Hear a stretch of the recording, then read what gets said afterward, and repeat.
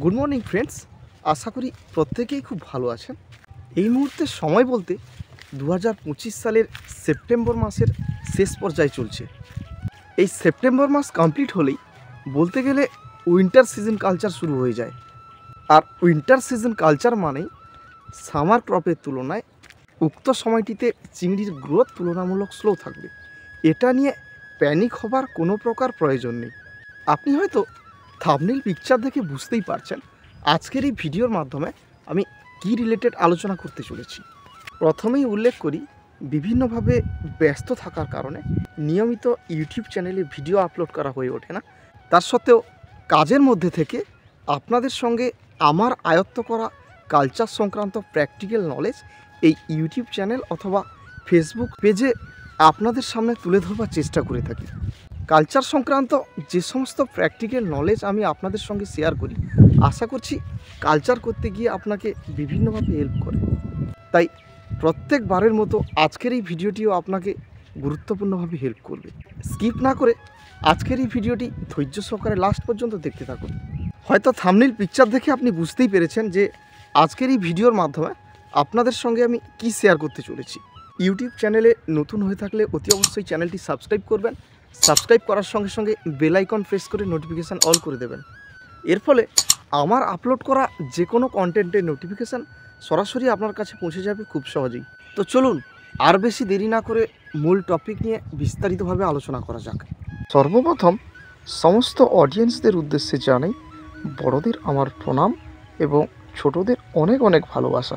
যে সমস্ত চাষি বন্ধু দীর্ঘদিন ধরে শীতকালীন সময়ে ভেনামি চিংড়ি চাষ করছেন, অথবা যেসব চাষি বন্ধু বিগত কয়েক বছর ধরে শীতকালীন সময়ে ভেনামির কালচার করছেন, আপনারা ভালোই জানেন যে উক্ত সময়টিতে কিভাবে ভেনামি চিংড়ির পরিচর্যা করতে হয়। উক্ত পিরিয়ডটিতে কি কি সমস্যা আসে ভেনামি চিংড়ি কালচার করতে গিয়ে। স্বল্প কথায় উল্লেখ করতে গেলে যে 60% অ্যাবাভ পন্ড সাকসেসফুল হয় না এই কালচার করতে গিয়ে। এই মুহূর্তে স্ক্রিনে যে ভিডিওটি আপনি দেখতে পাচ্ছেন, এটি আমার নিজস্ব প্রজেক্টের এরিয়েশন চলাকালীন অবস্থার একটি মুহূর্ত। এই প্রজেক্টে কালচাররত চিংড়ির বয়স যথাক্রমে 35 দিন। পরবর্তী সময়ে কালচার যত এগোবে, এই পুকুরের কালচার সম্পর্কিত ডিটেলস আপনাদের সঙ্গে ভিডিওর মাধ্যমে শেয়ার করব। শীতের প্রারম্ভিক সময়ে কালচার করতে গেলে আপনাকে যে বিষয়টি সর্বপ্রথম মেনটেন করতে হবে সেটা হচ্ছে পুকুরের ওয়াটার ডেপথ। আপনার পন্ডের জলের উচ্চতা যেন 4.5 থেকে 5 ফুটের মধ্যে হয়, সেটা দেখবেন। কারণ বর্তমান সময়টিতে টেম্পারেচার লো থাকবে সামার ক্রপের তুলনায়।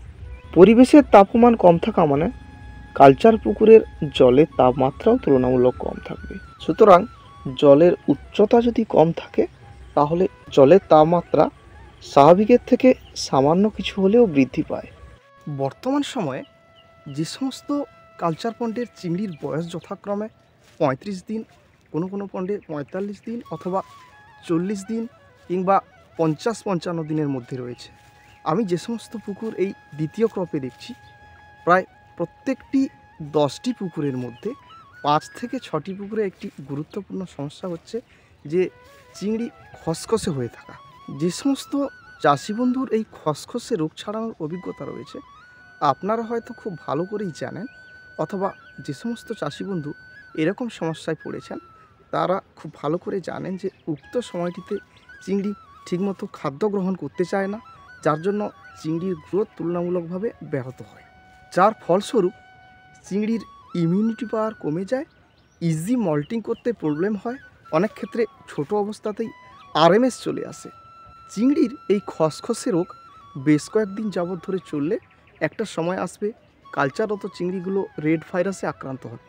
কালচাররত চিংড়িগুলো খসখসে হওয়া মানেই বুঝে নেবেন যে কালচার পন্ডের জলে ক্যালসিয়ামের ঘাটতি রয়েছে। এই ঘাটতি মেটানোর জন্য আপনারা ছোট অবস্থায় ক্যালসিয়াম কার্বনেট অর্থাৎ এলএসপি, যেটাকে বলা হয় লাইমস্টোন পাউডার, অ্যাপ্লাই করতে পারেন। আবার চিংড়ির বয়স যখন 45 থেকে 50 দিন ক্রস করবে, তখন এই সমস্যা থেকে রক্ষা পাওয়ার জন্য ক্যালসিয়াম ক্লোরাইড অ্যাপ্লাই করতে পারেন। এই ক্যালসিয়াম ক্লোরাইড মিনারেলসের সাথেও অ্যাপ্লাই করতে পারেন, অথবা সকালের টাইমে এরিয়েশন চালিয়েও প্রয়োগ করতে পারেন। আবার চিংড়ির বয়স যখন 50 দিন ক্রস করবে তখন এই সমস্যা থেকে রক্ষা পাওয়ার জন্য সপ্তাহে একবার করে কলিচুন প্রয়োগ করবেন। কালচার পন্ডে কলিচুন অ্যাপ্লাই করলে অনেকটাই মিনারেলসের কাজ করে থাকে, বিশেষ করে এই রেইনি ক্রপ অথবা উইন্টার ক্রপে। প্রিয় চাষি বন্ধু, এই মুহূর্তে পূর্ব মেদিনীপুরের বিস্তীর্ণ এরিয়াতে যে সেকেন্ড ক্রপে ভয়াবহ আকার ধারণ করেছিল রেড ভাইরাস অথবা WSSB, বর্তমান পরিস্থিতিতে আবহাওয়া জলবায়ুর পরিবর্তনের সঙ্গে সঙ্গে যেহেতু শীতকালীন সময় চলে এসছে, উক্ত সময়টিতে এই রেড ভাইরাস অথবা WSSB প্রায় অ্যাটাক করবে না বললেই চলে, বা অতটাও প্রভাব ফেলবে না রেইন ক্রপ কালচারের মতো। বর্তমান সময়টিতে যে সমস্ত কালচার পন্ডের জলের রং টার্বিডিটি অর্থাৎ ঘোলাটে দেখা দেবে, অবশ্যই বুঝে নেবেন যে পন্ডে বটম ট্রিটমেন্ট করার প্রয়োজন আছে।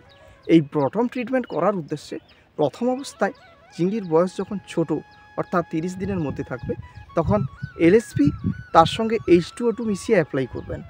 আবার চিংড়ির বয়স যখন 30 থেকে 40 দিন বা তার বেশি ক্রস করবে, কালচার পন্ডের বটম ট্রিটমেন্ট করার উদ্দেশ্যে উন্নত মানের সয়েল প্রোবায়োটিক নদীর বালির সাথে খুব ভালো করে মিশিয়ে সাইনি ওয়েদার দেখে এরিয়েশান বন্ধ থাকাকালীন অবস্থায় কালচার পন্ডে অ্যাপ্লাই করতে পারেন। উক্ত কালচার পিরিয়ডটিতে মিনারেলস হিসাবে ক্লোরাইডের ভারসাম্য বজায় রাখতে অতি অবশ্যই ম্যাগনেসিয়াম ক্লোরাইড এবং পটাশিয়াম ক্লোরাইড পর্যাপ্ত পরিমাণে এবং সময় মতো সঠিক প্রয়োগবিধি মেনে তবেই প্রয়োগ করবেন। বর্তমান সময়ে কালচার সম্পর্কে যে কোনো বিষয় জানতে সরাসরি আমার নাম্বারে কন্ট্যাক্ট করবেন। ইউটিউব চ্যানেল ব্যানারে আমার ফোন নাম্বার দেওয়া আছে, অথবা ভিডিওতে কমেন্টের মাধ্যমে আমার নাম্বার আপনি কালেক্ট করতে পারেন। এই সময়ে চিংড়ি চাষ করলে সবচেয়ে যে গুরুত্বপূর্ণ সমস্যা আসছে তা হচ্ছে কালচারগত কন্ডিশনে সবসময়ের জন্য ক্ষতিকর গ্যাস তৈরি হতে থাকবে। বিভিন্ন প্রকার ক্ষতিকর টক্সিক গ্যাস বলতে বোঝায় অ্যামোনিয়া নাইট্রেট এবং H2S অর্থাৎ হাইড্রোজেন সালফাইড। যেহেতু বেশিরভাগ ক্ষেত্রেই প্রায় প্রত্যেকটি পুকুরে সামার ক্রপ হয়েছিল, এদের মধ্যে অধিকাংশ পুকুরেই পাঁক ওয়াশ না করেই পূর্বে জমা হওয়া স্লজ থাকা অবস্থায় বর্তমানে কালচার চলছে। তাই উক্ত পন্ডগুলিতে যে কোনো রকম ক্ষতিকর গ্যাস লোড হওয়া কোনো রকম অস্বাভাবিক ব্যাপার নয়। এই রকম পরিস্থিতিতে প্রতিনিয়ত টেস্ট কিটের সাহায্যে অ্যামোনিয়া নাইট্রেট চেক করতে হবে। যদি আপনার কাছে অ্যামোনিয়া নাইট্রেট জাতীয় টেস্ট কিট না থাকে, সেক্ষেত্রে আপনার যিনি টেকনিশিয়ান আছেন ওনার সাহায্যে কালচার পন্ডে অন্ততপক্ষে উইকলি একবার করে এই প্রকার ক্ষতিকর গ্যাসগুলো চেক করুন বা প্যারামিটার টেস্ট করুন। পন্ডের অ্যামোনিয়া টেস্ট করতে গেলে যদি দেখতে পান যে অ্যামোনিয়া লেভেল 0.5 ppm এর উপরে আছে, তাহলে বুঝবেন কালচার পন্ডে অ্যামোনিয়া গ্যাস খুব দ্রুতই ইনক্রিজ করছে। এমন অবস্থায় আপনার যিনি টেকনিক্যাল এক্সপার্ট আছেন ওনার সাথে আলোচনা করে সঠিক পদ্ধতি এবং প্রয়োগবিধি মেনে ইউকা পাউডার অথবা লিকুইড অ্যাপ্লাই করবেন। আবার যদি নাইট্রেট দেখা যায়, সেক্ষেত্রে নাইট্রেট কন্ট্রোল করবার জন্য বড় সাইজের দানা লবণ অর্থাৎ গ্র্যানুয়েল সল্ট অ্যাপ্লাই করবেন উইকলি একবার, আবার পরিস্থিতি অনুযায়ী 10 থেকে 12 দিনের মধ্যে একবার। শীতকালীন কালচার সম্পর্কে বিস্তারিতভাবে বলতে গেলে ভিডিওটি অনেক বড় হয়ে যাবে, যার জন্য আপনি বোর ফিল করবেন। তাই আপনাকে সংক্ষেপে বলতে গেলে বিশেষ কয়েকটি ক্রাইটেরিয়া অবলম্বন করতে হবে। সেগুলো হচ্ছে উইকলি প্রত্যেকটি সাপ্লিমেন্ট সঠিক সময় এবং সঠিক প্রয়োগবিধি মেনে অ্যাপ্লাই করতে হবে। সবচেয়ে গুরুত্বপূর্ণ বিষয় হচ্ছে শীতকালীন সময়ে চিংড়ির ইজি মল্টিং করাতে হয়। এই ইজি মল্টিং করানোর জন্য উপযুক্ত পরিমাণে মিনারেলস প্রয়োগ করবেন প্রত্যেক 5 থেকে 6 দিন অন্তর। চিংড়ি চাষের ক্ষেত্রে যে সমস্ত মিনারেলসগুলি খুবই গুরুত্বপূর্ণ ভূমিকা পালন করে সেটা হচ্ছে সোডিয়াম, ম্যাগনেসিয়াম, পটাশিয়াম এবং ক্যালসিয়াম। ভেনামি চাষ করতে গিয়ে আপনি যে মিনারেলসই অ্যাপ্লাই করুন না কেন, উপযুক্ত পরিমাণে প্রত্যেকটি মিনারেলস সঠিক রেশিওতে আছে জেনে তবেই অ্যাপ্লাই করবেন। এই সময়টিতে জলের ঘোলা কাটাবার জন্য অথবা ওয়াটার পিএইচ লেভেল মেনটেন করতে উইকলি একবার করে কলিচুন অ্যাপ্লাই করুন প্রতি 1000 স্কোয়ার মিটার এরিয়াতে, এভারেজ 5 থেকে 7 কেজি হিসাবে। যেহেতু বর্তমান সময়ের কালচারটি সেকেন্ড ক্রপের আওতায় পড়ছে, তাই উক্ত সময়টিতে দীর্ঘদিন চাষ হওয়ার ফলে মাটির গুণগত মান কমে যাবে। সেই জন্য আপনাকে পরিস্থিতি অনুযায়ী প্রত্যেক 7 থেকে 10 দিন অন্তর একবার করে কালচার পন্ডের বটম ট্রিটমেন্ট করতে হবে। কালচার পন্ডের বটম লেভেল ঠিক রাখতে সেই সঙ্গে মাটিতে উপকারী ব্যাকটেরিয়ার পরিমাণ বাড়ানোর জন্য উপযুক্ত পরিমাণে এবং সঠিক প্রয়োগবিধি মেনে সাইনি ওয়েদার দেখে নদীর বালির সাথে মিশিয়ে সয়েল প্রোবায়োটিক অ্যাপ্লাই করবেন। ওয়াটার প্যারামিটারস ঠিক রাখবার জন্য এবং আপনার যে কালচার পন্ড রয়েছে উক্ত কালচার পন্ডের ওয়াটার লো ব্লুম রাখতে অতি অবশ্যই পরিস্থিতি পর্যালোচনা করে প্রত্যেক 7 থেকে 10 দিন অন্তর একবার করে উচ্চমানের ওয়াটার প্রোবায়োটিক অ্যাপ্লাই করুন চিটাগুড় অর্থাৎ মোলাসিসের সাথে মিক্স করে। যে সমস্ত কালচার পন্ডে স্টকিং ডেন্সিটি প্রতি স্কোয়ার মিটার এরিয়াতে 40 পিস বা তার বেশি রয়েছে উক্ত পন্ডগুলিতে ডিও লেভেল ঠিক রাখবার জন্য পর্যাপ্ত পরিমাণে এরিয়েটার চালান। এছাড়াও ওয়াটার প্যারামিটার্স নিয়ে সন্দেহ থাকলে প্রত্যেক 10 থেকে 15 দিন অন্তর একবার করে প্রপার ল্যাবরেটরিতে গিয়ে ওয়াটারের সমস্ত প্যারামিটার্স চেক করুন, তার সাথে ভিব্রিও লেভেলটাও চেক করুন। বলতে বলতে আমি পুরো ভিডিওর অন্তিম পর্যায়ে চলে এসেছি।